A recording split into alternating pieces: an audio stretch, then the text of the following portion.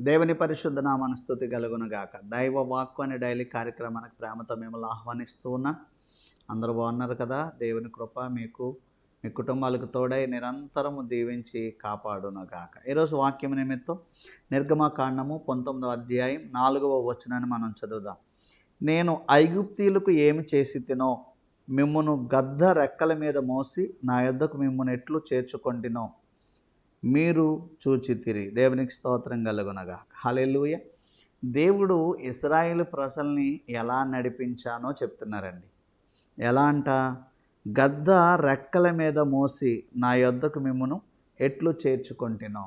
ఐగుప్తుల్లో బందీలుగా బానిసలుగా ఇశ్రాయేలు ప్రజలు ఉన్నప్పుడు ఎంతో ఆ భారాన్ని భరిస్తూ కన్నీళ్లతో దేవుని వెతికినప్పుడు దేవుడు వారిని విడిపించడానికి ఐగుప్తీయులకు ఎన్నో శ్రమలు, ఎన్నో అద్భుతాలు, సూచక క్రియలు దేవుడు అక్కడ చేసి వారిని విడిపించారు. ఎలా అంటే దేవుడు అంటున్నారు, గద్ద రెక్కల మీద మోసి నేను మిమ్మల్ని చేర్చుకున్నాను. అంటే గద్ద రెక్కల మీద మిమ్మల్ని మోసుకొచ్చాను అంటున్నాడు.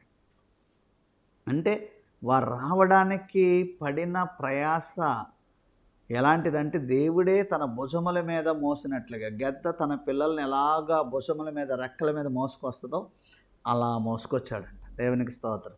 అంటే మన దేవుడు ఎలాంటి దేవుడు అంటే రెక్కల మీద మోసేటువంటి దేవుడు అండి. భారము భరించే దేవుడు, మన బాధ్యతను భరించే దేవుడు. ఎవరున్నారండి లోకంలో కదా? ఈ రోజున చంటి పిల్లలను కూడా ఎత్తుకునే వాళ్ళు దూరం అయిపోయారు. ఈరోజు ఎవరు కూడా సొంత పిల్లలను కూడా ఎత్తుకోలేని పరిస్థితిలో ఉన్నారు. కానీ దేవుడు తన భుజముల మీద, తన రెక్కల మీద ఇశ్రాయేలు ప్రజల్ని మోసుకుంటూ వచ్చాడట. దేవుడు నిన్ను మోస్తాడు, నీ భారాన్ని, నీ బాధ్యతను ఆయన భరిస్తాడు. దేవుని స్తోత్రం కలుగునగా. దేవుని సన్నిధిలో మనం విధేయత కలిగి జీవిస్తే మన బాధ్యతను, భారాన్ని ఆయన మోస్తాడు. పక్షిరాజు ఎలాగైతే తన పిల్లల్ని మరి ఎగరడం నేర్పిస్తుందో, భుజముల మీద రెక్కల మీద మోస్తుందో, అలాగున దేవుడు నిన్ను నన్ను తన రెక్కల మీద మోస్తున్నాడు. వాక్యంలో ఉంటుంది, కోడి తన రెక్కల చాటున దాచినట్లుగా. హల్లెలూయ. యెహోవా రెక్కల క్రింద మనం సురక్షితంగా ఉంటాం.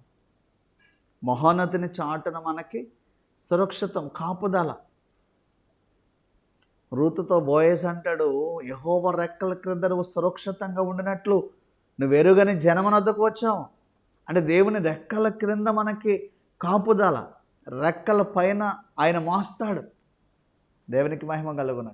ఇశ్రాయేలు ప్రజల్ని అలాగు మోసుకుంటూ వచ్చాడండి. ఎక్కడి వరకు తెలుసా?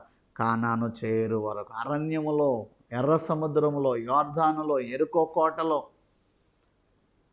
అలాంటి భయంకరమైన పరిస్థితుల్లో ఈరోజు అదే ప్రభు మాట్లాడుతున్నారు. మన పరిస్థితుల్లో కూడా కొన్నిసార్లు ఐగుప్తు దేశంలో ఉన్నట్టుగా బానిసత్వం ఉండొచ్చు, ఎర్ర సముద్రం అడ్డొచ్చినట్లుగా ఆటంకాలు రావచ్చు, అరణ్యపు త్రోవ వలె నీళ్లు లేక, ఆహారం లేక కొట్టుమిట్లాడుతున్న పరిస్థితులు ఎదురవ్వచ్చు.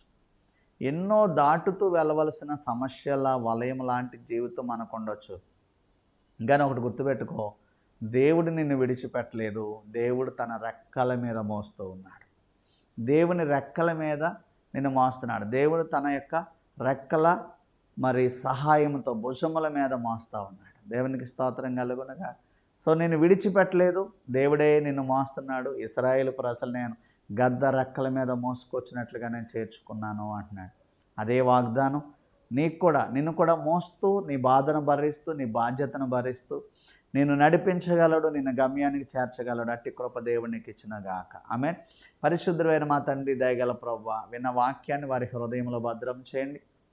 అనేక వాక్యపు మర్మాలు బిడ్డలతో మాట్లాడండి. వినుచున్న ప్రతి ఒక్కరూ దీవించబడాలి. ఆయురారోగ్యాలతో, సుఖ సంతోషాలతో, క్షేమముతో, దీర్ఘాయుస్సుమంతులై వర్ధిల్లి స్థిరపరచబడి దీవించబడుదురుగాక.